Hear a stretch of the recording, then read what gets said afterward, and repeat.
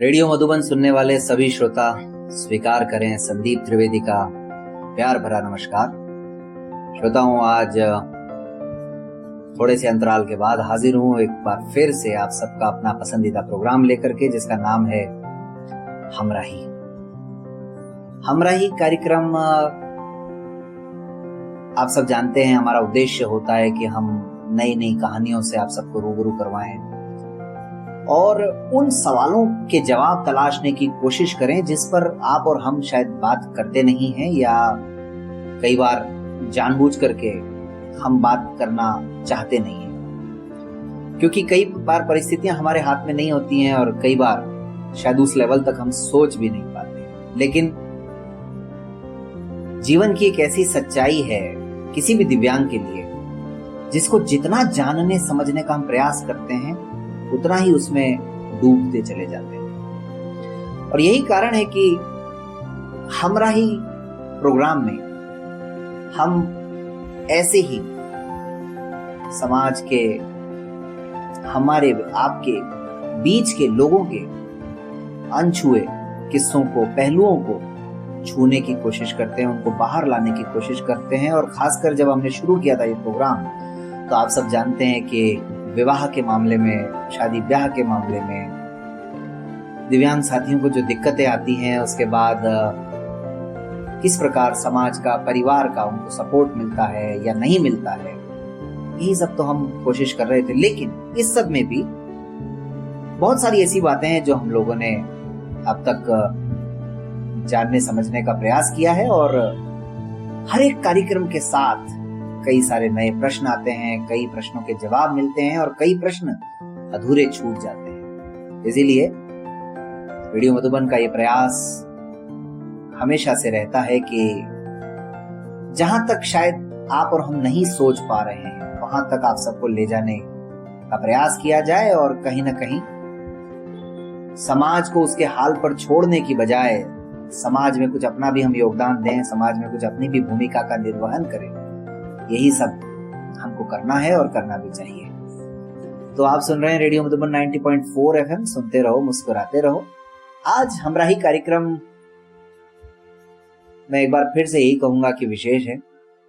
वो विशेष इसलिए है कि आपको शुरू में ही बता देता हूं, अब तक का केवल ये दूसरा प्रोग्राम है श्रोताओं जो मैं स्टूडियो में बैठ करके लाइव हमारे मेहमानों के साथ आमने सामने रिकॉर्ड कर रहा हूं। वरना ज्यादातर प्रोग्राम हम लोग ऑनलाइन माध्यम से रिकॉर्ड किया करते हैं, लेकिन आज मुझे ये अवसर मिला। अजमेर में हूं मैं, और अजमेर में ही हमारे मेहमान हैं, तो स्वागत करते हैं अर्पित चौहान जी और मीनल चौहान जी का। ये दोनों अजमेर में हैं, लेकिन आज इस कार्यक्रम के माध्यम से इनसे बातचीत करेंगे और जानने समझने का प्रयास करेंगे कि इनके साथ किस तरह की परिस्थितियां रही हैं। तो बहुत बहुत स्वागत है अर्पित जी और मीनल जी, आप दोनों का इस कार्यक्रम में। Thank you. मेरा नाम अर्पित चौहान है और यहाँ मेरे साथ मेरी वाइफ है मीनल। आज हम दोनों इस कार्यक्रम में प्रस्तुत हुए हैं संदीप त्रिवेदी जी के कहने पे, और इसमें हम हमारा जो भी जीवन का एक्सपीरियंस रहा है, जीवन का जो भी अनुभव रहा है, जो दिक्कतें एक विकलांग व्यक्ति को आती है, उसके बारे में हम खुल के चर्चा करेंगे आपके साथ, और जो भी मैसेज हम देना चाहते हैं वो इस प्रोग्राम के माध्यम से आपको देंगे। जी बिल्कुल अर्पित भाई और मीनल जी, आप दोनों का एक बार फिर से स्वागत है। तो चूंकि अर्पित जी अब आपने शुरुआत कर दी है, तो हम चाहेंगे आप हमारे श्रोताओं को अपने बारे में बताएं। आपकी एजुकेशन क्या रही, अभी आजकल आप क्या कर रहे हैं, तो थोड़ा सा उसके बारे में हमारे सुनने वालों को बताएं आप डिटेल में। मेरा नाम कैप्टन अर्पित चौहान है। मैं भारतीय सेना में कैप्टन रैंक पर एक आर्मी ऑफिसर हूँ। मेरी शुरुआती पढ़ाई और स्नातक की पढ़ाई अजमेर शहर से ही हुई। मैंने कक्षा 1 से लेके 12वीं तक मैंने saint Anselm's school, senior secondary school Ajmer से मैंने साइंस मैथ्स के साथ मैंने उसको कंप्लीट किया। तत्पश्चात मैंने सन 2011 में राजकीय अभियांत्रिकी महाविद्यालय अजमेर में मैंने सिविल इंजीनियरिंग में एडमिशन लिया। उसके 4 साल बाद मैंने इंजीनियरिंग कंप्लीट करके फिर मैंने यूपीएससी का कंबाइंड डिफेंस सर्विसेज का एग्ज़ाम निकाला। उसके बाद मैंने आर्मी ज्वाइन करी। वो मेरा 7वां अटेम्प्ट था आर्मी में ज्वाइन करने का।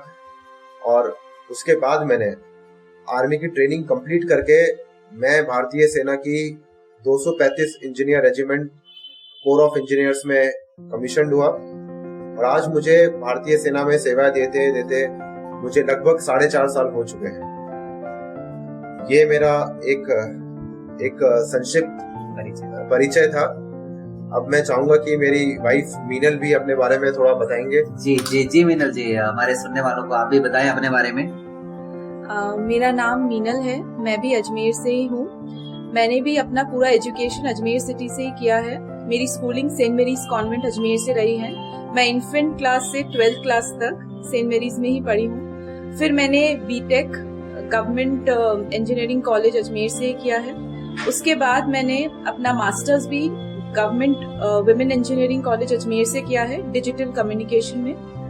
फिलहाल हमारी शादी 2020 में हुई थी और उसके आगे मैं अभी यूजीसी नेट की परीक्षा की तैयारी कर रही हूँ। आगे के मेरे प्लान्स हैं कि मैं पीएचडी की डिग्री पूरी करूँ। Thank you so much. क्या बात है। तो सुना श्रोताओं आपने कि हमारे आज के दोनों मेहमान काफी पढ़े लिखे हैं और काफी शिक्षा अर्जित की। अब तक आपको लग रहा होगा कि यार इस कहानी में क्या कुछ खास है।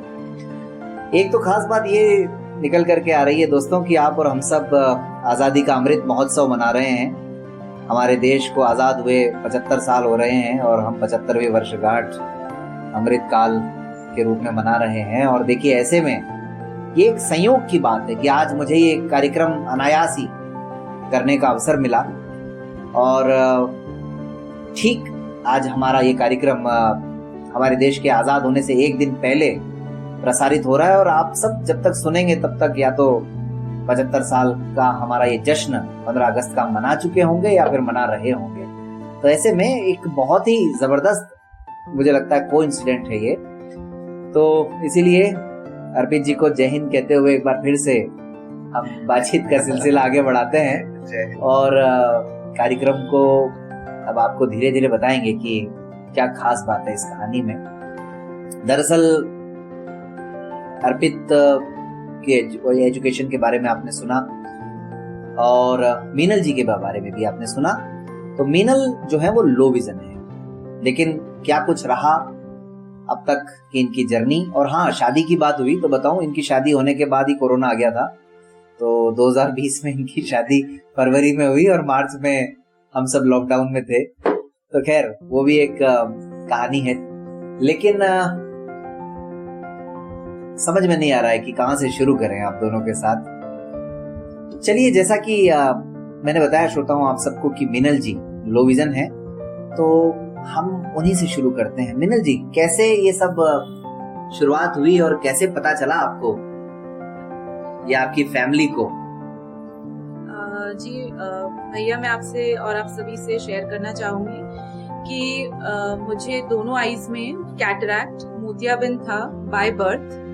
और सबसे पहले ये चीज मेरे फादर ने ऑब्जर्व करी। मैं सिर्फ 2 या 3 महीने की थी जब मैं किसी भी एक चीज को बिना अपनी आंखें ब्लिंक किए कंटिन्यूसली देखती रहती थी। तो मेरे फादर के दिमाग में आया कि इसकी आईज में कुछ तो प्रॉब्लम है। तो उन्होंने ये चीज बहुत पहले ही समझ ली थी कि मुझे आईज में कुछ प्रॉब्लम है। तो उन्होंने तुरंत ही डॉक्टर से कंसल्ट करना समझा। उस वक्त मैं बहुत शायद 2 या 3 महीने की थी। तो डॉक्टर ने बताया कि मेरी दोनों आंखों में कैटरैक्ट है और तुरंत ऑपरेशन करना पड़ेगा। सो सबसे पहला ऑपरेशन मेरा हुआ जब मैं 6 महीने की थी। लेफ्ट आई की सर्जरी सबसे पहले हुई और मेरा ऑपरेशन अमृतसर में हुआ। डॉक्टर दलजीत सिंह ने ऑपरेशन किया। क्योंकि कैटरैक्ट का ऑपरेशन दोनों आईज में अगर हो तो एक साथ नहीं होता। सो मेरा दूसरा ऑपरेशन जब मैं 1 साल की थी राइट आई में तब हुआ। बट दिक्कत ये आई कि लेफ्ट आई में तो विजन आ गया, लेकिन कुछ कारण से मेरी राइट आई में पूरा विजन न आने के कारण जो पूरा प्रेशर है अभी तक मेरी लेफ्ट आई उठाती है। तो मैंने अपनी जितनी भी स्कूलिंग है, पढ़ाई है, सिर्फ अपनी लेफ्ट आई के भरोसे पूरी की है। दिक्कतें मुझे ये आती है कि एक आंख में प्रॉपर विजन होने की वजह से मुझे काफी हेडेक या स्ट्रेस की प्रॉब्लम रहती है। लेकिन मुझे बचपन से ही पढ़ने का बहुत शौक था, जो अभी भी है। तो उसी जुनून की वजह से मैंने अपना एजुकेशन कंप्लीट किया और मैं आगे भी और काफी पढ़ना चाहती हूँ। इलाज तो चलता रहता है, मेरे कई सारे ऑपरेशंस भी हो रखे हैं। अब तक मेरे 7 ऑपरेशंस हो रखे हैं और सभी ऑपरेशन अमृतसर में ही हुए हैं। क्या बात है। तो ये श्रोताओं, मीनल जी की कहानी आप सबने सुनी। आपके जहन में बहुत सारे प्रश्न आ रहे होंगे, मेरे भी जहन में आ रहे हैं। तो मीनल, आपको कब पता चला कि आपको कुछ है दिक्कत आइज में?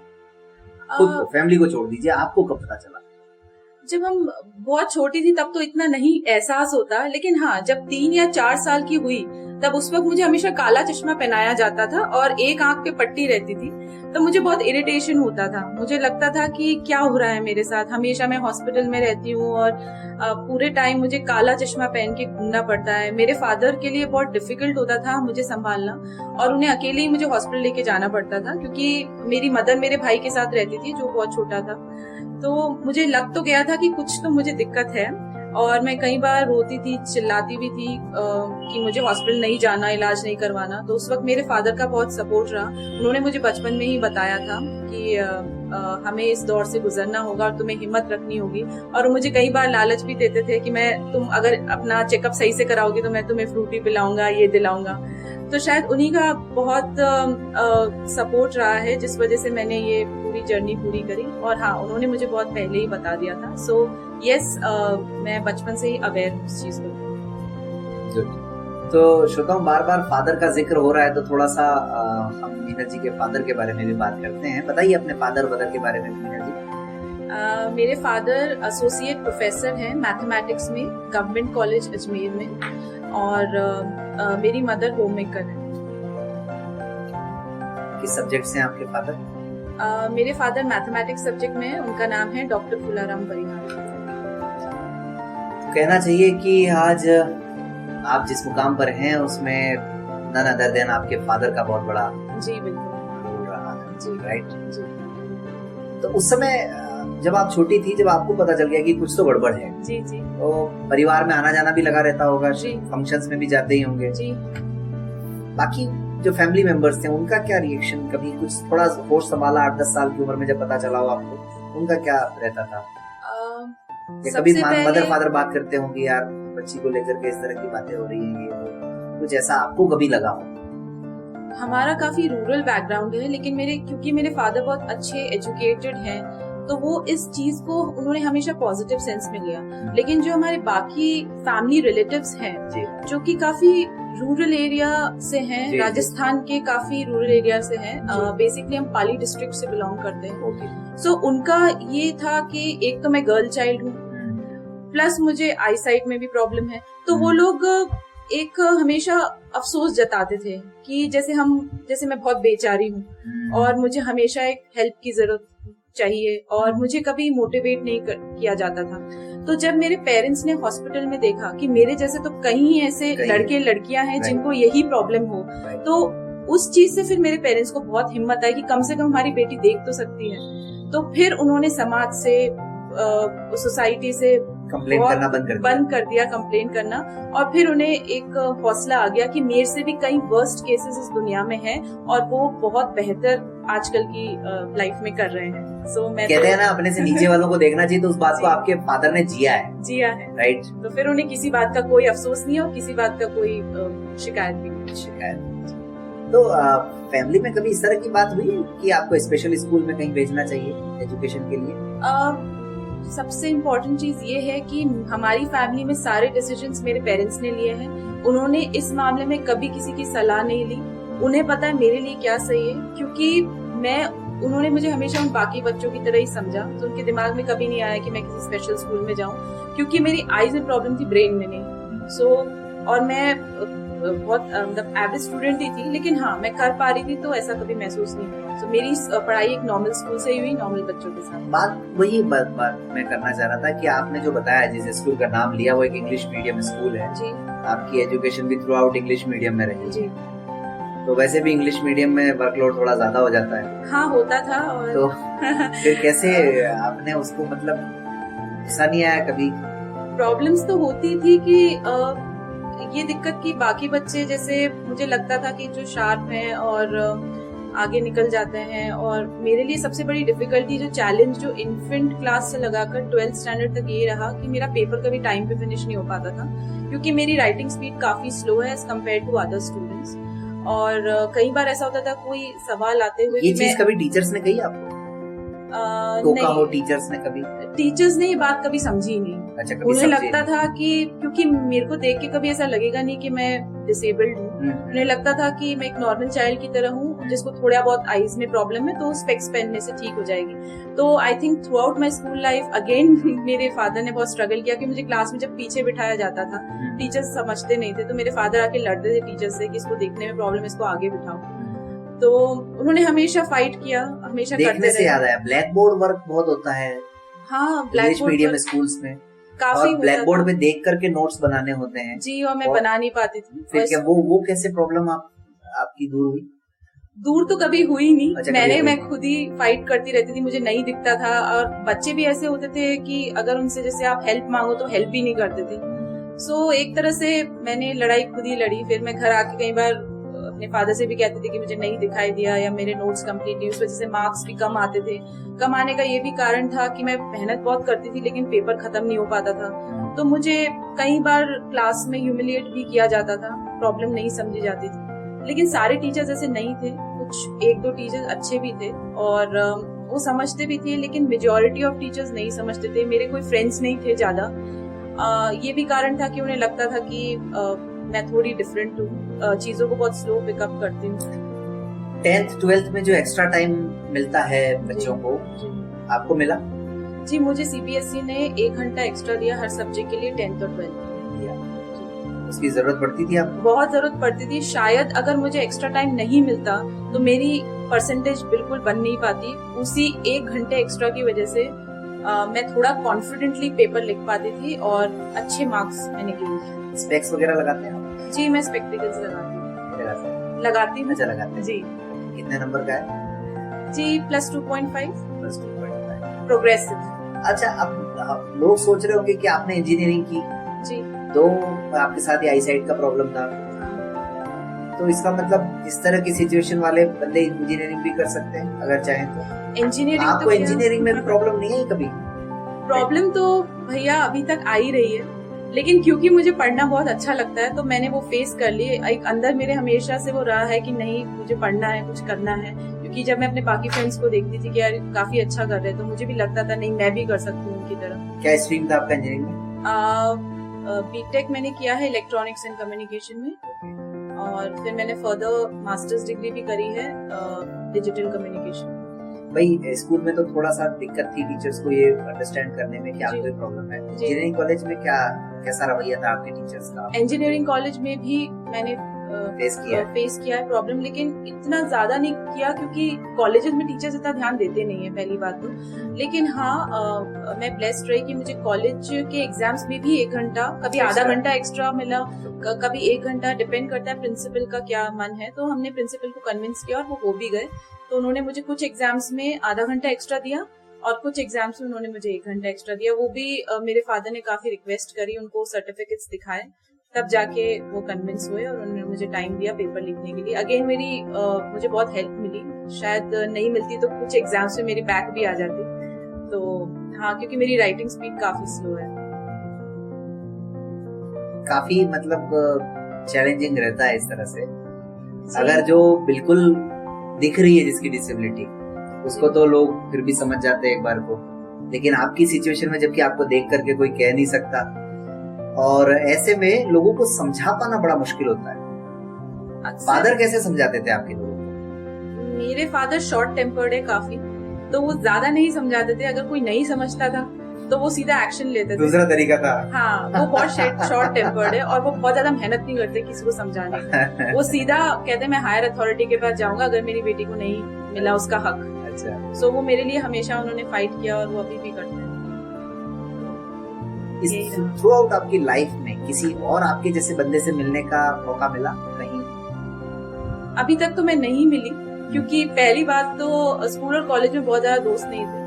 सो इतना कहीं इंटरेक्शन जाना भी नहीं हुआ? नहीं ऐसा कभी। हॉस्पिटल्स वगैरह में किसी से इंटरेक्शन हुआ? हॉस्पिटल्स में सिर्फ पेशेंट्स होते थे जो Okay. इंटरेक्ट नहीं कर पाते थे क्योंकि वो खुद अपनी प्रॉब्लम को लेके इतना मायूस होते थे। तो इस सब में एजुकेशन तो हो गई, पढ़ते पढ़ते फिर बारी आती है शादी की। जी और कैप्टन साहब को अभी तक अपने बोलने का मौका नहीं दिया है, नहीं तो कैप्टन साहब सीधा गन चलाएंगे फिर। लेकिन आएंगे हम अर्पित जी के पास भी। तो मीनल जी, शादी का भी निर्णय हुआ ही होगा घर में कि भाई अब उम्र हो गई है आपकी मैरिज की। जी क्या सोचा फैमिली ने उस समय? ये क्वेश्चन दोबारा आया होगा सामने? जी जरूर, बहुत बार आया। मेरे पेरेंट्स हमेशा चिंतित रहते थे कि इस प्रॉब्लम के साथ कोई मुझे एक्सेप्ट करेगा या नहीं, और अगर करता है तो मुझे क्या डिफिकल्टीज फेस करनी पड़ेगी, क्योंकि मैं कभी नहीं चाहती थी कि मेरी किसी प्रॉब्लम की वजह से अगर मैं किसी से शादी करूं तो मेरे पेरेंट्स को हमेशा प्रेशराइज किया जाए कि तुम्हारी बेटी के साथ ये प्रॉब्लम है, फिर भी हमने उसको एक्सेप्ट किया, सो वो उस हिसाब से कुछ डिमांड या कुछ करे, वो मुझे बिल्कुल चाहिए नहीं था। तो मैंने सोच लिया था इनकेस अगर मुझे ऐसा इंसान नहीं मिलता सो आई बी हैप्पीली अनमैरिड एंड क्योंकि मैं एजुकेटेड हूँ तो मैं रुकने वाली तो थी नहीं, कुछ न कुछ तो मुझे किसी के सहारे की भी ठीक है जरूरत नहीं पड़ती, लेकिन एक इमोशनल और मेंटल सपोर्ट सबको चाहिए होता था। फाइनेंशियल सपोर्ट तो मैं खुद के लिए बना लेती। तो मेरे पेरेंट्स को मेरे फाइनेंशियल सपोर्ट की चिंता नहीं थी, उनको ये थी कि क्योंकि पेरेंट्स हमेशा हमारे साथ नहीं रहते, तो उनको था कि हमेशा इमोशनली और मेंटली मेरे साथ मेरा जीवन साथी रहे। सो वो ढूंढने में उनको बहुत दिक्कतें आई, क्योंकि जिन लोगों को उन्होंने मेरी आईसाइट के बारे में बताया, पूरा नहीं बताया, क्योंकि किसी को अगर मैं अच्छी लगी उसके बाद ही, जैसे किसी लड़के ने मुझे पसंद किया तो तब उन्होंने बताना, उसके पसंद के बाद बताना मुनासिब समझा कि ये दिक्कत है। तो उसके बाद क्या रिएक्शन रहता था उन लोगों का? वो लोग डायरेक्टली तो कुछ नहीं कहते थे, वो लोग कहते थे कि कुंडली में कुछ दिक्कत है या कुछ और प्रॉब्लम है। तो क्योंकि हमेशा ऐसा रहा कि जिस लड़के ने भी मुझे पसंद किया वो लड़का मुझे कभी पसंद नहीं आया, तो मुझे कभी अफसोस भी नहीं हुआ। यही था, तो मुझे कभी इस बात का अफसोस नहीं हुआ। मैं सोचती थी और जो पसंद आया वो साथ में। जी जरूर। मुझे लगता वो मेरे लायक ही नहीं है। हे भगवान, मतलब देखिए कैसे कैसे इत्तेफाक होते हैं लाइफ में। मतलब उन्होंने मना, यानी वो कर भी नहीं पा रहे थे, लेकिन आप तो कहीं ना कहीं जा रहे थे, मना ही कर दे भाई तू तो। हाँ, क्योंकि उसने मुझे पसंद किया। हाँ। फिर इस दिक्कत की वजह से शायद उसने कुछ नहीं कहा, पर उसके पेरेंट्स ने कॉन्फिडेंस उनका लूज हो रहा था, तो फिर मतलब ही नहीं बनता था, फिर बाद में दिक्कतें आती। तो मैं सोचा बाद में दिक्कत आने से अच्छा तो मैं ऐसे ही ठीक हूँ फिर तो मुझे कभी अफसोस नहीं हुआ, क्योंकि मुझे वो न कभी लोग पसंद आए न कभी लड़का। मुझे लगा कि ठीक है, मैं इन सब चीजों से बच गई और मेरी किस्मत अच्छी रही। तो अर्पित भाई, आपने भी बीटेक किया? हाँ जी। कभी मिले थे मीनल जी से? हाँ, मैं मीनल को मैं बीटेक के टाइम से ही जानते हो? बीटेक के टाइम से तो नहीं बोलूंगा मैं मीनल को 11th क्लास से ही जानता हूँ। तब से ही जानते थे आप? मैं तभी से जानता हूँ, पर हम एक अच्छे दोस्त थे। शादी का 11th में कैसे जानने लगे? आप तो बॉयज स्कूल में पढ़ते थे। मैं बॉयज स्कूल में पढ़ता था, पर मीनल के फादर पहले IITs और AIEEEs को कोचिंग देते थे ट्राइम्फ एकेडमी के अंदर। ओके।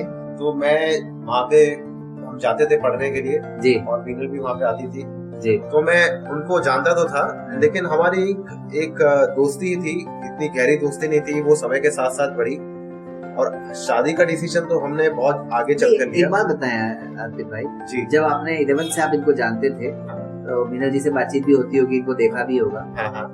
आपको कभी फील हुआ कि इनको कुछ प्रॉब्लम है आई साइड में, या पहली बार में इन्होंने बता दिया था कि भाई मुझे ऐसी ऐसी दिक्कत है? नहीं, पहले मुझे कभी फील नहीं हुआ, मतलब कि इनको देख के आपको कभी लगा एहसास नहीं हुआ कि इनको आई साइड में कोई प्रॉब्लम है, क्योंकि ये ऐसी प्रॉब्लम थी कि जब तक आप डीपली किसी को ऑब्जर्व नहीं करोगे, जब तक आप किसी को जानोगे नहीं, ऑब्जर्व नहीं करोगे, तो आप इसके बारे में जान नहीं पाओगे। तो मुझे कभी पहली नजर में देखकर इनको कभी प्रॉब्लम नहीं हुई, पर जब हमने शादी करने का डिसीजन लिया, जब हम एक दूसरे को अच्छे से जानने लगे, तब उस समय ही मीनल ने मेरे को पहले ही। अच्छा, इन्होंने बताया आपको आगे होकर के? इन्होंने मुझे आगे बढ़कर ही बताया कि मुझे प्रॉब्लम है। क्या बात। और मेरे को उसको देख के कुछ लगा नहीं, कि मेरे को लगा कि ठीक है, ये बाय बर्थ है तो इसमें कुछ इंडिविजुअल की गलती नहीं है, ये कोई एक व्यक्ति की गलती नहीं है, ये एक किस्मत की बात है। ये अगर आज इनको है, कल मुझे भी हो सकती है। और मैंने इसको हैप्पीली एक्सेप्ट किया, इसमें कुछ मुझे ऐसा कुछ संकोच नहीं हुआ एक्सेप्ट करने के लिए। मुझे आपकी फैमिली को? और हाँ, मेरी शादी जब हमारी शादी की बात चली, तब हमने पहले ही, मैंने मेरे माता पिता, मेरे भाई को, मेरे घर में सभी को मैंने ये बता दिया था शादी से पहले। शादी से पहले ही बता दिया था कि मीनल को आईसाइट में प्रॉब्लम है, उसको लो विजन की प्रॉब्लम है उसको, और हमने इसको एक जीवन की रियलिटी मानते हुए इसको एक्सेप्ट करके हम आगे चले।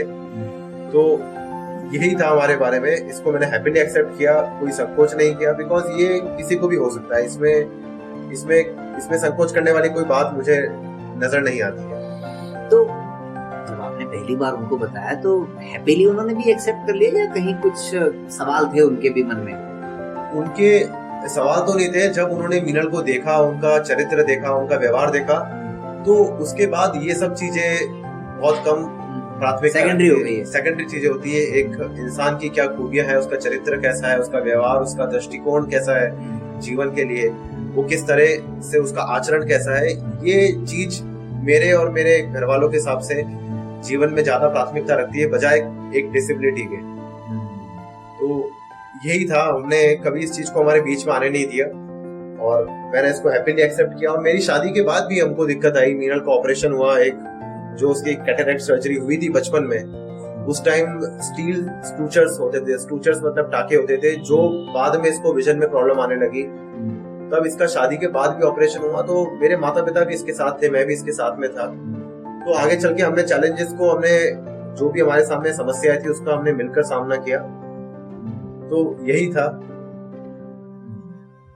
तो कभी लगता है आपको डे टू डे लाइफ में कि इस वजह से कुछ कॉम्प्रोमाइज करना पड़ता है, या कहीं कुछ मतलब गड़बड़ है, ऐसा कुछ लगता है कभी आपको इनको देख? मैं ये बताना चाहूंगा कि मेरे को थोड़ा मीनल को समझने में थोड़ा सा समय लगा कि इसको क्या प्रॉब्लम आ सकती है डे टू डे फंक्शनिंग में। जैसे कुछ लोग रात को जग के पढ़ाई करते हैं, पर ये नहीं कर पाती। 10:30-11 बजे के बाद जब आंखों पे स्ट्रेस पड़ना चालू होता है, तो मुझे धीरे धीरे समय लगा इसको समझने में कि क्या दिक्कत है, क्या डे टू डे लाइफ में प्रॉब्लम आती है। तो बहुत सारी समस्याएं हैं, पर ठीक है, उसको मैंने समझा धीरे धीरे कि क्या प्रॉब्लम आती है। तो मैंने ये समझा कि मीनल को अगर आगे एक्सेल करना है तो इसको आंखों पे स्ट्रेस लेकर नहीं, इसको इजी गोइंग और कंसिस्टेंट मेहनत रहकर ही आगे कर सकती है, और तभी से कर रही है ये। इसने शादी के बाद भी इसने अपनी थीसिस सबमिट करी, एमटेक की। अभी ये यूजीसी नेट में जेआरएफ की तैयारी भी कर रही है, असिस्टेंट प्रोफेसर की तैयारी भी कर रही है। तो मेरा यही कहना था कि आंखों पे स्ट्रेस नहीं पड़े, उसी हिसाब से मेहनत करनी है, धीरे चलना है पर लंबी दूरी तक चलना है, ये रह के, और तभी हम आगे सक्सेसफुल हो सकते हैं। आगे हम जो इसको करना है जीवन में हम कर सकते हैं। तो मैंने इसकी समस्याओं को समझा। और दूसरी चीज मैं कहना चाहूंगा कि हाँ, क्योंकि मैं इसका जीवन साथी हूँ, तो समाज कई तरह के प्रश्न आपके सामने खड़े करता है, तो आपको उसको फेस करने की आप में सहन शक्ति होनी चाहिए, आपको लोगों को समझाने की सहन शक्ति होनी चाहिए। वो भी मैंने फेस किया शादी के बाद। और मैं एक तजुर्बा और कहना चाहूंगा, बिल्कुल बताइए। मैं यही कहना चाहूंगा कि मैं उन्हीं को समझा सकता हूँ जिनमें समझने की काबिलियत होती है। उनको समझाने का कोई मतलब नहीं है जो इस चीज। आपकी बातों में एक सच्चाई नजर आ रही है कि जी, कई बार आपको भी। विशेष सूचना साथियों, यह प्रोग्राम आप रेडियो मधुबन के सौजन्य से सुन रहे हैं। रिकॉर्डिंग क्लब का आगामी कन्वेंशन नवंबर 2022 में अबू रोड राजस्थान में आयोजित होने जा रहा है। इस कन्वेंशन में आप रेडियो मधुबन की पूरी टीम से रूबरू हो सकते हैं, और अभी इस कन्वेंशन के लिए रजिस्ट्रेशन चालू है। रजिस्ट्रेशन की अंतिम दिनांक है 31 अगस्त 2022, और इस कार्यक्रम में मनोरंजन, घूमना फिरना सब कुछ होगा। तो देर मत कीजिए। जो भी इस कार्यक्रम के लिए रजिस्ट्रेशन करवाएंगे उन्हें रिकॉर्डिंग क्लब का ऐप भी 1 साल के लिए निःशुल्क दिया जाएगा। और आप जानते ही हैं, हमारा ही कार्यक्रम रिकॉर्डिंग क्लब की टीम तैयार करती है, रेडियो मधुबन के माध्यम से इसको प्रसारित किया जाता है। तो एक सुनहरा अवसर है। 9 से 13 नवंबर 2022 आप 9 तारीख से हमारे पास आ सकते हैं और 13 नवंबर को जा सकते हैं। 10, 11, 12 को कन्वेंशन होगा। इस सूचना को अधिक से अधिक दोस्तों के साथ साझा करें। अगर आप कन्वेंशन के बारे में कोई भी जानकारी लेना चाहें तो मुझसे यानी संदीप त्रिवेदी से संपर्क करें 9414868659 पर। फेस करना पड़ा, बताएं। हाँ, मेरे को भी फेस करना पड़ा। आर्मी में कुछ लोग समझ पाते थे तो मैंने उनको जनरली समझाया। कुछ लोग मैंने भी उन्हीं को समझाया जिसमें समझने की शक्ति थी। कई बार ऐसा भी हुआ कि मुझे लगा कि लोग समझेंगे पर लोग नहीं समझते, तो मैं थोड़ा सा उन्हीं लोगों के साथ शेयर करता हूँ जिनमें समझने की गहराई होती है, जिनमें उस चीज को समझने की शक्ति होती है। तो ये तो चैलेंजेस है हमारे सामने, पर मैं यही कहूंगा कि ये चीजें जो है इंसान के चैलेंजेस आते हैं। अब मैं आपको एक उदाहरण और देना चाहूंगा कि चलो ये तो बाय बर्थ है, पर इस दुनिया में ऐसे ढेरों ऐसे बहुत अनेक उदाहरण हैं जब लोगों ने अपनी शादी के बाद डिसेबिलिटी करी है। मैं भारतीय फौज का आपको उदाहरण दूंगा।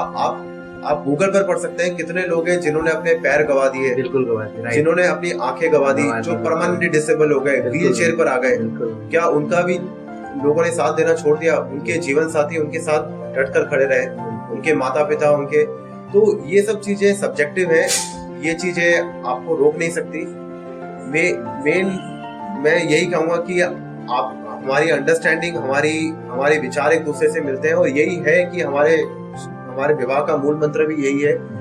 डिसेबिलिटी तो इंसान को जीवन के किसी भी फेज में आ सकती है, चाहे वो बाय बर्थ है जैसे मीनल का एग्जांपल है, चाहे लोग कोई एक्सीडेंट में लेते हैं, कुछ लोग अपने जीवन के आखिरी पलों में डिसेबल हो जाते हैं, कुछ लोग बीच में हो जाते हैं, कुछ लोगों के साथ दुर्घटनाएं हो जाती है। तो जीवन का तो हम नहीं कह सकते, पर जो जीवन हमको मिला है उसको हमको खुशी खुशी साथ में जीना चाहिए। तो जब आपको बताया मीनल ने, तो आपने कुछ सवाल नहीं किया अपनी तरफ से कि बस आपने ठीक है हाँ भाई आपने बताया मैंने सुन लिया? नहीं, मैंने मीनल से सवाल पूछे कि ये क्या है। मेरे लिए भी ये चीज नहीं थी, तो मैंने पूछा, डेप्थ में जानने की कोशिश की कि ये इसकी समस्या क्या है, मीनल की समस्या क्या है, उसको किस तरह की प्रॉब्लम्स आती है अपनी डे टू डे लाइफ में। मैंने उसको समझा और फिर मैंने उसको समझने की कोशिश की गहराई में, क्योंकि मेरे लिए चीज नहीं थी, पर सामने वाले के नजरिए से भी मैंने देखने का प्रयास किया। और धीरे धीरे मैंने समझा कि हाँ, मीनल के लिए ये चीज अलग है थोड़ी। मैं उसको एक आम इंसान की तरह ट्रीट नहीं कर सकता।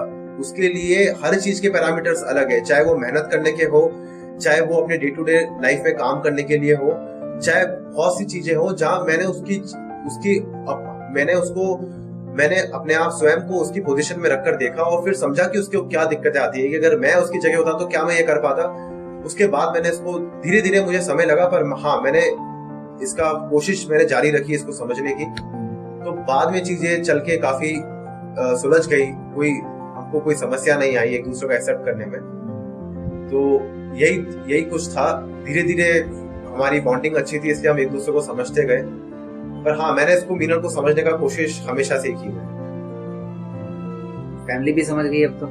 हाँ जी, फैमिली भी समझ गई। थोड़ा सा टाइम लगा, पर हाँ दे एक्सेप्टेड कि हाँ मीनल को प्रॉब्लम है, पर ठीक है। पर मैं यही कहूँगा कि ये चीजें बहुत छोटी हैं, इंसान अच्छा होना चाहिए। अच्छा, इनके पेरेंट्स वगैरह ने भी कुछ बात की थी आपसे इस बारे में? जी हाँ, जब हमारी शादी की पहली बार बात हुई थी, जब मीनल के माता पिता हमारे घर पे आए थे, तभी उन्होंने क्लियर कर दिया था कि मीनल को आईज में प्रॉब्लम है, और हमने पूरी खुलकर बात की थी। इसको छुपाया नहीं हमने कि क्या समस्या है। हमने खुल के बताया इसको कि इसको बचपन से बाय बर्थ प्रॉब्लम है, ताकि चीजें आगे चल के भी ट्रांसपेरेंट रहे, कोई बीच में मन मुटाव नहीं आए लोगों के लिए। इसलिए ये सब चीजें हमने पहले ही क्लियर कर ली थी। यही एक अच्छा कारण था कि हमारी शादी के बाद भी, शादी से पहले भी कोई दिक्कतें नहीं आई। जब शादी हुई भी तब दिक्कतें नहीं आई, क्योंकि हमको पहले से इसकी समस्या का पता था। तो किसी ने रिएक्ट नहीं किया, सबको पहले से अवेयर थे, और मेरे पेरेंट्स ने भी इसको हैप्पीली एक्सेप्ट किया। तो मैं कहूँगा कि मेरे पेरेंट्स भी, उनकी भी समझ को मैं दाद देना चाहूंगा कि उन्होंने भी इस चीज को समझा। हालांकि वो भी थोड़े पुराने ख्यालों के हैं, पर अगर व्यक्ति समझना चाहे किसी की समस्या तो वो जरूर समझ सकता है। अगर वो सोच ले कि नहीं मैं नहीं समझूंगा, तो उसके आगे फिर कुछ नहीं हो सकता। कभी इस तरह की भी बात तो नहीं आई कि और कोई दूसरी लड़की मिल जाएगी? नहीं, कभी कुछ रिश्तेदार बोलते थे, हाँ। पर मैंने उनकी बातों पे ध्यान नहीं दिया, क्योंकि मुझे पता था कि मैं मीनल से ही प्यार करता हूँ और मैं मीनल को ही चाहता हूँ, और मीनल ही मेरे को समझ सकती है। तो ये सब चीज तो लालच की तरह है। लालच तो आज है कल नहीं है, पर इंसान अगर आपके साथ है तो आप जीवन में और आगे उन्नति करेंगे। आप साथ मिलके चलेंगे तो जीवन की आधी कठिनाइयां आप साथ मिलके हिम्मत से उसको निभा सकते हैं। तो ये सब चीजें तो मैं ये कहूंगा कि एक लालच ही, एक टेम्पटेशन सी है कि आपको और अच्छा मिल जाएगा, पर इंसान एक अच्छा होना चाहिए। इंसान का चरित्र मेरे लिए ज्यादा इम्पोर्टेंट है बजाय एक्सटर्नल ब्यूटी या आंखें।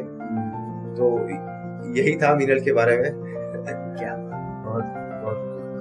तो श्रोताओं, आज सुन रहे हैं आप हमरा ही कार्यक्रम, और उसमें अर्पित चौहान जी और मीनल जी से बातचीत हो रही है। और देखिए, जो मैंने शुरू में कहा था कि परिस्थितियां अलग अलग तरह की होती हैं, वही आप सबको भी यहाँ पर जानने समझने को मिल रहा होगा कि अगर कोई भी देखेगा तो उसको लगेगा यार कि बहुत ही नॉर्मल सी लाइफ है, इनको कोई प्रॉब्लम नहीं है किसी तरह की। लेकिन डिसेबिलिटी का सर्टिफिकेट भी है, आज भी ऑपरेशंस हो रहे हैं, आज भी डॉक्टर्स के चक्कर लगा रहे हैं, आज भी वही सब बातें हैं। पढ़ने में खासकर जो प्रिंट डिसेबिलिटी जो हो सकती है वो है ही है अपनी जगह पर, और डे टू डे लाइफ में भी जो चैलेंजेस हैं वो है ही हैं। अगर एक कम्प्लीटली अगर कोई व्यक्ति ब्लाइंड होता है तो उसको पता रहता है कि भाई मेरे पास क्या ऑप्शंस हैं, क्या है क्या नहीं है। लेकिन जिसको ये है कि कुछ है भी कुछ नहीं भी, तो ऐसे में काफी दिक्कतें होती हैं। तो आप सुन रहे हैं रेडियो मधुबन 90.4 FM, कार्यक्रम का नाम है हमरा ही। सुनते रहो, मुस्कुराते रहो। तो मीनल जी, आपने बताया कि कोई पसंद आया नहीं जी। ये भाई साहब पसंद आए कि नहीं? जी, पसंद तो आए, लेकिन पहले मैं देखना चाहती थी कि मेरी प्रॉब्लम जानने के बाद इनका क्या रिएक्शन रहता है। उसके बाद ही मैं कुछ डिसीजन सिर्फ एक आउटर ब्यूटी से मैं कैसे डिसीजन ले पाती। वो मुझे कुछ दिन अट्रैक्ट करती, कुछ दिन अच्छी लगती, लेकिन फिर बाद में ये चीजें वाकई में काम नहीं आती। जो चीज काम आती है कि वो इंसान आपकी सच्चाई जानने के बाद आपके साथ कैसे बिहेव करेगा, वो आपको लॉन्ग लाइफ के लिए समझेगा या नहीं, वो हमेशा आपका साथ देगा या नहीं। तो मैं इस चीज का वेट कर रही थी कि अर्पित का क्या रिएक्शन रहता है। और क्योंकि इनका हमेशा एक बहुत ही पॉजिटिव और अंडरस्टैंडिंग रिएक्शन आया, लेकिन उसके बाद भी मुझे कई समय तक संतुष्टि नहीं रही कि कोई इतना इजीली कैसे एक्सेप्ट कर सकता है। सो मैं तब भी काफी महीनों तक डाउटफुल थी, क्योंकि मुझे कभी इतना इजी रिस्पॉन्स नहीं मिला। सो मुझे कभी कई बार हमको कोई चीज मिल जाती है तो हमें उस पे भी हमेशा डाउट होता है, यकीन नहीं होता है कि ये वाकई में इतना इजीली कैसे एक्सेप्ट कर सकते हैं। And being an army officer, इनके पास बहुत बेटर ऑप्शंस थे। काफी सारी लेडी ऑफिसर्स भी होती है जो भी इनके पास मतलब जो इनके बैचमेट्स थी। So I think he had numerous options. तो इन्होंने मुझे क्यों चूज कर रहे हैं, जिसमें ऐसी बात नहीं है मैं किसी को खुद से कम समझती हूँ या खुद को मैं डीमोरलाइज कर रही हूँ, ऐसा कुछ नहीं है। लेकिन सामने वाले की नजर में मेरी क्या रिस्पेक्ट है, मेरी प्रॉब्लम को वो समझे नहीं समझे। सो मैं थोड़ा रुकना चाहती थी, मैं इतना एक्साइटेड नहीं हुई। कितने समय तक चली आप लोगों की बातचीत? आई थिंक कुछ शायद इनिशियली तो 3-4 महीने। अच्छा, 3-4 महीने। हाँ। तो फिर मतलब कब जाकर के यकीन हुआ कि नहीं यार, ये बंदा तो वाकई में बहुत अच्छा है, ये तो सही तरीके से सोचता है। ये शादी के बाद यकीन हुआ या पहले ही हो गया था? नहीं, पहले हो गया था, तभी तो शादी करी मैंने। ये भी ठीक है। वरना मैं काफी अपने बहुत स्टबर्न हूँ इस मामले को लेके, क्योंकि मैं ऐसी कि मैं सफर नहीं करना चाहती थी। और मुझे चाहिए था कि नहीं, अगर मुझे परफेक्टली कोई इस प्रॉब्लम के साथ एक्सेप्ट करे तो ही मैं हाँ करूँ, क्योंकि उसके बाद के जो रिपरकशंस हो सकते हैं मैं नहीं चाहती थी मेरे पेरेंट्स फेस करें किसी भी टाइप की, कोई मेरी वजह से कोई इंसल्ट या कुछ भी, जो कि ऐसा हुआ नहीं, कभी भी नहीं हुआ। कभी भी मेरे इन-लॉज हैं, वो हमेशा इस चीज को उन्होंने बहुत अच्छे से समझा और अभी भी समझते हैं। मुझे कभी किसी चीज के लिए प्रेशराइज नहीं किया गया। वो मेरी फैमिली और मेरे पेरेंट्स के साथ भी बहुत अच्छे हैं। तो लेकिन इन चीजों को मुझे खुद को यकीन दिलाने में काफी वक्त लगा। कम से कम 5-6 महीने लग गए जब मुझे यकीन हुआ कि नहीं, हाँ वाकई अर्पित समझदार इंसान है और मुझे समझते हैं और मुझसे शादी करना चाहते हैं। तो इन्होंने एफर्ट्स भी किए, वो सबसे इम्पोर्टेंट है। जो इंसान आपसे शादी करना चाहता है वो हर सिचुएशन में आपको पाने के एफर्ट्स करता है और एक्सेप्ट करता है हर तरीके से। जी, इन्होंने मुझे हर तरीके से कम्प्लीटली एक्सेप्ट किया। और जब आप बाकी लोगों को देखते हैं, फैमिली मेंबर्स को, तो सेम थिंग या कभी कभी कुछ? नहीं, मुझे ऐसा कभी नहीं लगा। स्पेशली हम बहुत छोटी और प्यारी सी फैमिली है हमारी। मम्मी, अर्पित के पेरेंट्स, अर्पित के बड़े भैया। मुझे कभी भी ऐसा नहीं लगा कि उनके मन में इस चीज को लेके कुछ डाउट है, क्योंकि ये इस चीज का मुझे यकीन तब हो गया। तो यकीन तो पहले से था, लेकिन और ज्यादा यकीन मेरा पक्का हो गया जब मैरिज के बाद भी मेरा एक ऑपरेशन हुआ। वो भी काफी मेजर सर्जरी थी जो अजमेर के JLN हॉस्पिटल में हुई। उस टाइम मेरे जो आंखों में जो स्टिचेस थे वो लूज हो गए थे। तो जो लूज स्टिचेस थे डॉक्टर को उनको काटने पड़े। तो वो काफी पेनफुल सर्जरी थी जो पिछले साल फरवरी में हुई थी। अच्छा। और उस वक्त मैं अपने ससुराल में थी और मेरी मदर इन लॉ और फैमिली के सभी मेंबर्स ने मेरा बहुत ध्यान रखा। तो मुझे यकीन हो गया कि वाकई मैं ब्लेस्ड हूँ। उन्हें ये बात तो माननी पड़ेगी। देखिए, फादर और मदर वगैरह सब आपको बहुत ही सुलझे हुए, समझदार, और उसके बाद यहाँ भी जो फैमिली मिली है आपको, वो लोग भी बहुत ही ट्रूली, मतलब आपको ऐसे अंडरस्टैंडिंग है काफी। उन्होंने हमेशा समझा और आप यकीन नहीं करेंगे, मैं थ्रू आउट अपने ऑपरेशन के टाइम पे मैं अपने ससुराल में ही रही और मुझे कभी दिक्कत नहीं हुई। अच्छा, एजुकेशन में तो आपने बताया दिक्कतें आती हैं। डे टू डे लाइफ में किस तरह के चैलेंजेस आप फेस करती हैं? डे टू डे लाइफ में एक तो जैसे हम कहीं बाहर जाते हैं या किसी शादी पार्टी में, तो मैं बहुत समय नहीं बिता पाती वहाँ पे। जैसे हम कई बार स्पेशली चीज पे फोकस करना हो लगातार। हाँ, जैसे किसी चीज को जैसे कोई मुझसे बात कर रहा है 2-2, 3-3 घंटे तक, मुझे उसके सामने देखना है, तो मैं लगातार नहीं देख पाती क्योंकि मेरी आंखें बहुत जल्दी थक जाती हैं। मुझे एक टाइम के बाद में सोने की आदत है। जैसे आर्मी की पार्टी स्पेशली जो होती है वो काफी लॉन्ग आवर्स तक चलती है, कई बार नाइट्स तक भी चलती है। तो मैंने उन लोगों को भी बताया कि मेरे साथ दिक्कत है। यही है कि मेरा भी मन करता है कि मैं और एंजॉय करूं, लेकिन मेरी आईज कई बार अलाउ नहीं कर पाती। सो हाँ, मूवी वगैरह में मैं मूवीज बहुत कम देखती हूँ। पहली बात, अगर कोई बहुत ही अच्छी मूवी हो तो मैं देख लेती हूँ, ठीक है। आजकल तो मूवीज भी 2 घंटे से ज्यादा की होती नहीं है और मैं बहुत कम देखने जाती हूँ। और अगर नॉर्मल सी मूवी हो तो मैं देख लेती हूँ, लेकिन हाँ, ज्यादा विजुअल इफेक्ट्स हो या बहुत एक्शन सीन्स हो तो मैं नहीं देख पाती, मैं अवॉइड करती हूँ क्योंकि उससे मुझे स्ट्रेस पड़ता है। अच्छा, एक बात बताइए मैडम कि आपकी फैमिली, आपके फादर के अलावा कोई ऐसा पर्सन जिसने बहुत मोटिवेट किया हो आपको पूरी लाइफ में? फैमिली और फादर के अलावा तो मेरे हस्बैंड ही हैं। और तो किसी को टीचर्स में या फ्रेंड सर्कल में, मेरा मतलब वो था। आपने कहा फ्रेंड्स तो आपके बहुत कम होते हैं। नहीं, फ्रेंड्स में से तो कोई है नहीं, ऐसा नहीं है जी नहीं। एक मेरी बचपन की दोस्त है जो मेरी काफी अच्छी फ्रेंड है। कभी कोई दिक्कत होती है तो मैं उससे बात करती हूँ। तो उसने मोटिवेट भी किया, लेकिन हाँ, वो मेरे साथ खड़ी रही और मेरी प्रॉब्लम को समझा जी। और इसके अलावा टीचर्स में से जैसे कुछ टीचर्स है तो पढ़ाते बहुत अच्छा थे, लेकिन वो मुझे बाकी स्टूडेंट्स की तरह ही ट्रीट करते थे। तो एज अ टीचर्स में तो कहो तो, क्योंकि मेरे फादर खुद एक टीचर है, तो मैं तो यही कहूंगी कि उनसे बेहतर तो किसी ने समझा नहीं। भाई, टीचर्स का भी रोल उन्होंने कर लिया, फादर का तो कर ही लिया। जी जरूर। चलिए, बहुत ही अच्छी बात है। तो श्रोताओं, मीनल जी और अर्पित जी से बातचीत जारी है और लगभग अब हम प्रोग्राम के अंतिम हिस्से में हैं। आप सुन रहे हैं रेडियो मधुबन 90.4 FM। सुनते रहो, मुस्कुराते रहो। अर्पित भाई, थोड़ा सा अब चूंकि हम आजादी का अमृत महोत्सव मना रहे हैं और आप आर्मी से हैं, तो बताएं जरा कुछ आर्मी के अपनी यादें, अपनी बातें और कैसी लाइफ है वहाँ की, थोड़ा उसके बारे में भी बताएं। मैं बताना चाहूँगा कि आर्मी में मैंने अभी तक 3 जगह सर्व किया है। मेरी पहली पोस्टिंग लद्दाख में थी सन 2018 में। वहाँ पे मैंने लगभग 8 से 9 महीने बिताए थे। हम काफ़ी हाई एल्टीट्यूड एरिया में थे जहाँ नेटवर्क नहीं आता है, जहाँ बिजली नहीं होती है, वहाँ सब जनरेटर से चलता है और काफ़ी ठंड होती है, ऑक्सीजन की कमी होती है। तो वो एक अलग एक्सपीरियंस था मेरे लिए।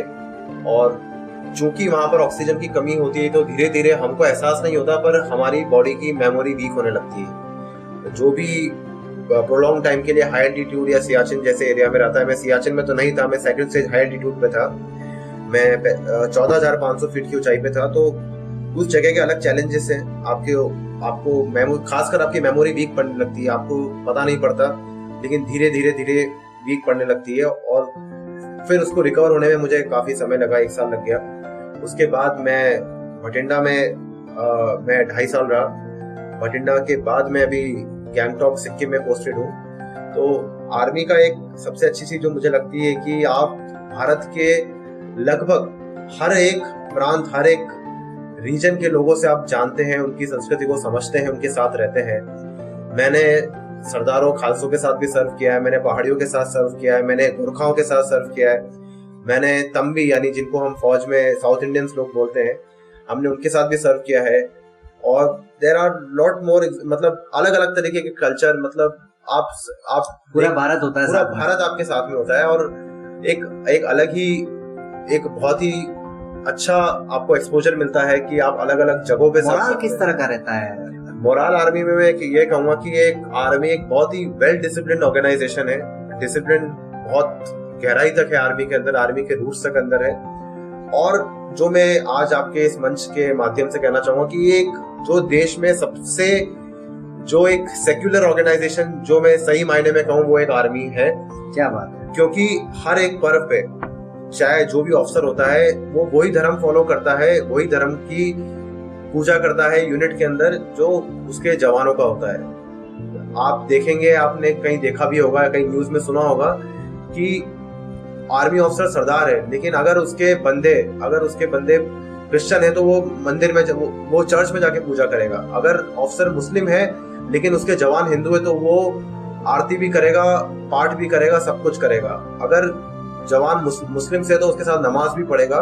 और एक मैं ये कहूंगा कि एक फौज एकमात्र ऐसी ऑर्गेनाइजेशन है जो एक जहाँ पर चीजें बहुत ज्यादा भाईचारे की है। और हमारे फौज में कभी भी मंदिर गुरुद्वारा नहीं होता, वहां पे हमेशा सर्वधर्म स्थल होता है जहाँ सभी तरह के लोग मिल बांट के पूजा करते हैं। तो ये एक मुझे संस्था की सबसे अच्छी चीज लगती है कि यहाँ पर वाकई में कौमी एकता है जिसको भारत की जरूरत है। आज के इस टाइम पे जो भी हालात है इस देश के, एक फौज एक इसके लिए बहुत बड़ा एक बेमिसाल उदाहरण है। साथ में कहूंगा कि एक बहुत ही वेल डिसिप्लिन ऑर्गेनाइजेशन है। डिसिप्लिन की आवश्यकता प्रत्येक व्यक्ति को अपने जीवन में होती है। और तीसरी बात कहूंगा कि काफी फिजिकली फिट चीज है जो मैंने फौज में आके सीखी कि आपको अपने आप को स्वस्थ रखना, अपने जीवन में फिजिकल फिटनेस को एक प्रायोरिटी देना, ये सब चीजें हैं फौज की जो मैं उसको बहुत ही सराहना करता हूँ उसकी। और ये कहूंगा कि एक अच्छी ऑर्गेनाइजेशन है, यहाँ पर आपको काफी सीखने को मिलता है। और आप नहीं करते हुए भी पूरा भारत आप घूम लेते हैं। आप नहीं चाहते हुए भी, मैंने साउथ में भी गया हूँ, मैं बैंगलोर में रहा हूँ, पुणे में रहा हूँ, मुंबई में रहा हूँ, चेन्नई में ट्रेनिंग की है, जम्मू कश्मीर, पंजाब, चंडीगढ़, अभी नॉर्थ ईस्ट देखने का मौका मिल रहा है। तो ऐसा मौका शायद बहुत ही कम लोगों को मिलता होगा। क्या बात। तो ये डोकलाम कहीं आप जब थे तभी तो नहीं हुआ? नहीं, डोकलाम मैं उस टाइम में लद्दाख में था मैं, लेकिन अभी जहाँ पर हूँ मेरे वहां से बहुत नजदीक ही है। अच्छा। तो अलग अलग जगह की एक भारत एक गुस्सा आता है चीन वालों पे कभी? हाँ, गुस्सा तो जरूर आता है, पर ये एक वही है कि एक अच्छा एक एक्सपोजर है। पर भारत एक बहुत ही खूबसूरत जगह है जो मैंने देखा है, खासकर नॉर्थ ईस्ट बहुत ही खूबसूरत जगह है। और वहाँ की संस्कृति, वहाँ का बौद्ध धर्म, वहाँ के लोग बहुत अलग है भारत से, बहुत अच्छी चीज सीखने को भी मिलती है। एक जिक्र किया था आपने अरविंद भाई, थोड़ा सा चर्चा उस पर भी कर लेते हैं 30-40 सेकंड में। हाँ। कि जो लोग आर्मी में डिसेबल्ड हो जाते हैं, उसके बाद उनके साथ कैसा ट्रीटमेंट होता है?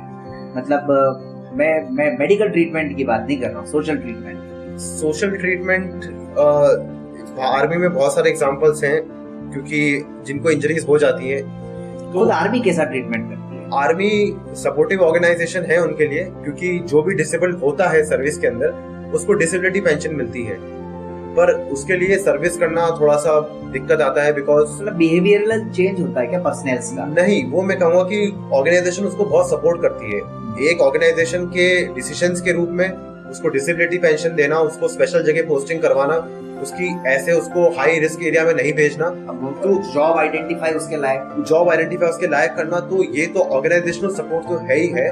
लेकिन मैं साथ में ये भी कहूंगा कि जो मैन पावर सपोर्ट है, जो लोग आपके साथ में काम कर रहे हैं आर्मी में, जैसे मैंने बताया कि बहुत ही भाईचारा है, लोग समझते हैं आपको, बिकॉज वो खुद भी आपकी जैसी समस्याओं को फेस कर ही ऊपर बढ़े हैं, वो भी लोअर रैंक से हायर रैंक पर गए हैं।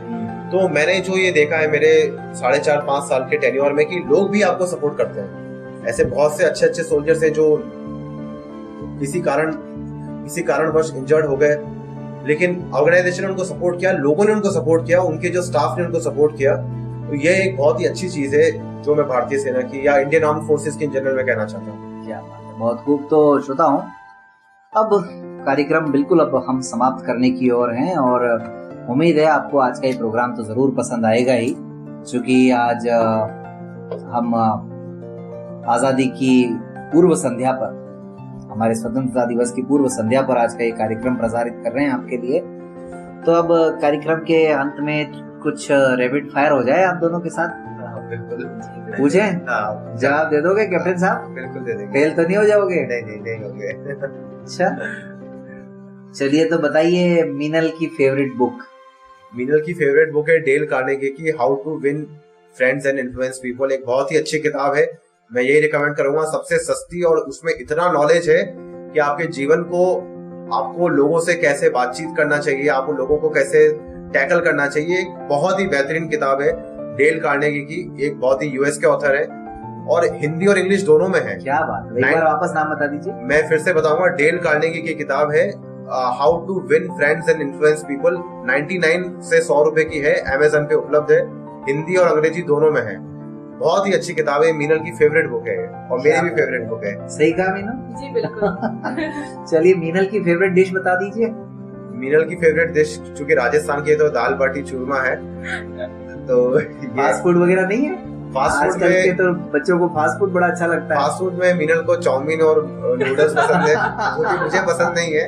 मैं ज्यादा, मेरे को इंडियन डिश ज्यादा अच्छी लगती है।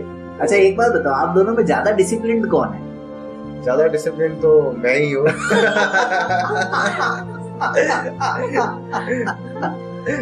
तो अगर कभी फॉरेन जाना हो, हाँ, तो मीनल आपको कहाँ जाने के लिए कहेगी?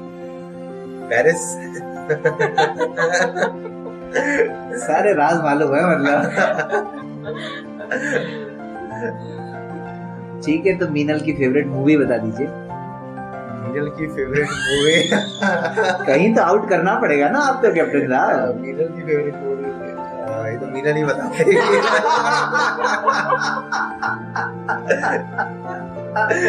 बताइए जी। जी मुझे लक्ष्य मूवी बहुत पसंद है। सुन लिया, आज देखो आपका भी नॉलेज बढ़ा दिया हमने। ये बात तो बिल्कुल सही है। हाँ जी, अब मीनल जी आपकी बारी है। जी बताइए अर्पित की पसंदीदा सिटी। अजमेर। अजमेर को कोई भूल नहीं सकता। अजमेर मेरी और अर्पित की आई थिंक इस वर्ल्ड में सबसे फेवरेट जगह अजमेर ही है। हम कहीं पे भी चले जाए बट अजमेर हमेशा हमारे दिल के करीब है। अजमेर एक सिटी नहीं है हमारे लिए, इट्स एन इमोशन। क्या बात है, वाह, गुड। तो मुझे भी अच्छा लग रहा है क्योंकि कार्यक्रम भी अजमेर में रिकॉर्ड हो रहा है। जी। और स्पोर्ट्स? स्पोर्ट्स में अर्पित का favourite sport cycling of course and swimming. सही कह रहे हैं? हाँ, बिल्कुल सही।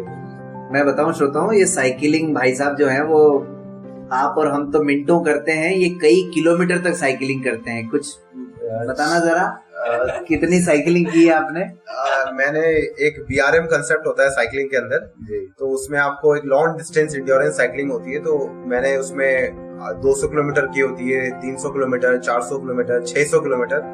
तो ये चारों रेस मैंने अलग अलग समय पे 2 महीने के अंदर मैंने 2 बार कर रखी है।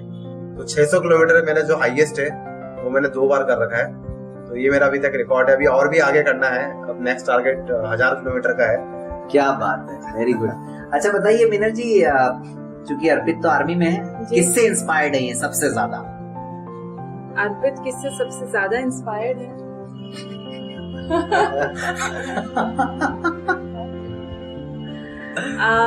अर्पित आउट हो गया। नहीं, हिंट दे दिया। बताइए जी। अर्पित ने एसएसबी के टाइम पे कर्नल मनमोहन नेहरू हैं जिनसे गाइडेंस ली थी और अभी तक अर्पित के वही सबसे बड़े इंस्पिरेशन। वैसे मेरा फ्रीडम फाइटर्स में पूछने का था, मतलब फ्रीडम फाइटर्स में महाराणा प्रताप। हाँ, मैं बताना चाहूंगा कि मेरे को इतिहास पढ़ने का शौक है। हालांकि मैं बीटेक से हूँ, पर इंटरेस्ट मेरा हमेशा हिस्ट्री की तरफ रहा था। थोड़ा कैजुअलिटी हो गए थे 12th के बाद कि जाना कहीं और था, चले गए और गए। जाना था, चीन पहुंच गए जापान। लेकिन मैं कहूंगा कि जितने भी मैंने इतिहास पढ़ा है उसमें जो सबसे इंस्पायरिंग स्टोरी है वो मेवाड़ के महाराणा प्रताप की आप कभी पढ़िए उनके बारे में, उनके संघर्ष के बारे में। ऐसा कोई राजा या कोई लीडर, कोई नेता चाणक्य के बाद मुझे नहीं लगा जिसने भारत के लिए इतना किया हो और जिसका जीवन अपने आप में एक उदाहरण हो। क्या बात। मैं बस शॉर्ट में ही कहूंगा, जिन्होंने हमेशा मुझे इंस्पायर किया है वो महाराणा प्रताप ही हैं, क्योंकि जीवन की अंतिम सांस तक जिसने संघर्ष करा हो और जो कभी झुका नहीं हो, वो महाराणा प्रताप है। कितने क्वेश्चन हो गए भाई? चलिए, तो अर्पित कहाँ जाना चाहेंगे फॉरेन में? अर्पित पेरिस ही जाना चाहेंगे अच्छा, अगले दोनों का साल। सेम है? ओहो, ये भी प्लान्ड है। अगले साल इनकी एक रेस है। अच्छा, आपको नहीं ले जाएंगे मतलब? जी, खर्चा बहुत हो जाएगा इसलिए हे भगवान। वो अकेले ही जाना प्रेफर करेंगे फिलहाल। हो सकता है इस कार्यक्रम के बाद ले जाने के बारे में सोचे। I hope so. देखो भाई, ये अपॉर्चुनिटी बार बार नहीं आने वाली है। जी। चलिए, लास्ट में फेवरेट वेपन? फेवरेट वेपन अर्पित का फेवरेट वेपन तो क्या होगा? AK-47। AK-47 ही होगा। हर आर्मी पर्सनल का यही फेवरेट वेपन होगा। चलिए, तो श्रोताओं, उम्मीद है आप सबको बड़ा मजा आया होगा और आप सबको हम आजादी की यादों में छोड़े जाते हैं इस कार्यक्रम के साथ में। और चलते चलते मीनल जी, क्या संदेश देना चाहेंगे हमारे सुनने वालों को? मैं यही संदेश देना चाहूंगी कि अगर आपके आसपास कोई भी ऐसा पर्सन हो जो अपनी लाइफ में कुछ डिफिकल्टी फेस कर रहा हो, जिसको कुछ डिसेबिलिटी हो, always be kind to them, never make fun of them, understand them, help them, motivate them, never discourage them. Thank you. क्या बात है। अरविंद भाई, आप भी चलते चलते हमारे सुनने वालों को मैं ये कहना चाहूंगा कि डिसेबिलिटी सिर्फ इंसान के मस्तिष्क में है, उसके विचारों में है। हर इंसान अपने आप में स्पेशल होता है, चाहे वो कोई भी हो, चाहे वो डिसेबल हो। तो हर एक इंसान की खूबी को समझिए। हर एक इंसान के अंदर एक नया व्यक्ति है, एक नई कामना है, एक नई उद्देश्य है, एक नई एनर्जी है। तो चाहे वो डिसेबल हो या नहीं हो, मैं मीनल को डिसेबल नहीं मानता हूँ, मैं उसको एक इक्वल इंसान की तरह मानता हूँ।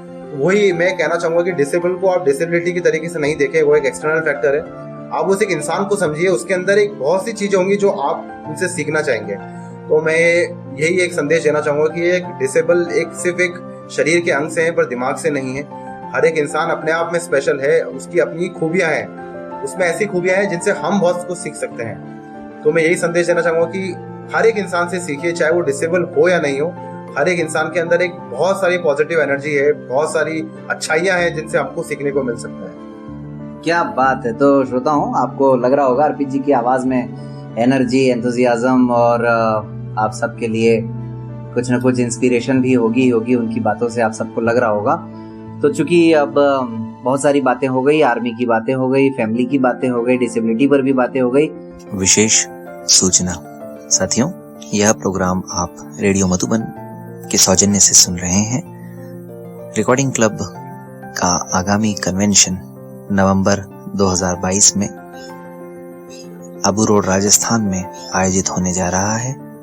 इस कन्वेंशन में आप रेडियो मधुबन की पूरी टीम से रूबरू हो सकते हैं और अभी इस कन्वेंशन के लिए रजिस्ट्रेशन चालू है।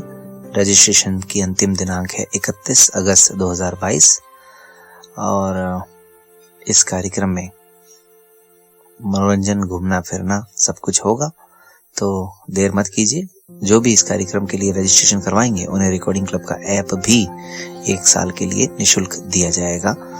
और आप जानते ही हैं, हमारा ही कार्यक्रम रिकॉर्डिंग क्लब की टीम तैयार करती है, रेडियो मधुबन के माध्यम से इसको प्रसारित किया जाता है। तो एक सुनहरा अवसर है।